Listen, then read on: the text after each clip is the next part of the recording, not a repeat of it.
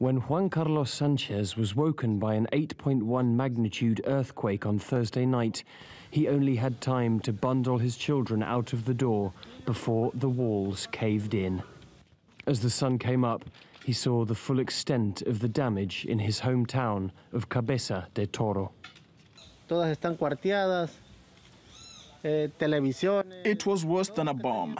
It has destroyed everything in town. I built this house with my own hands, and if I hadn't been alert, it would have fallen on top of us. We are poor, and what little we have is left in the rubble.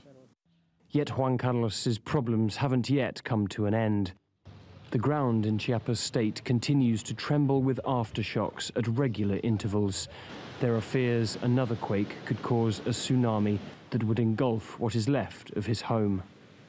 Such fears have led to a mass exodus from the coastal regions as people like Heriberto Chavez move to the safety of higher ground in the north. Another big earthquake has been forecast that could kill us all.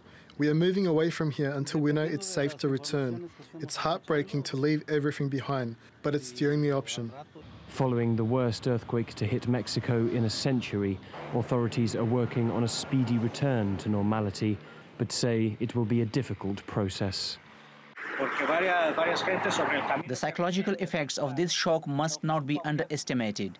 And while the damage may have been relatively slight in comparison to previous earthquakes, the trauma caused by this sort of event can be very damaging.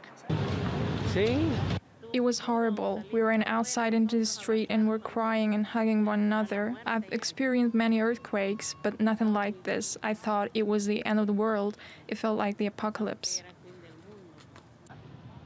For the time being, the earthquake's evacuees will be sleeping rough in the central square of an unfamiliar town, waiting to return and rebuild their homes.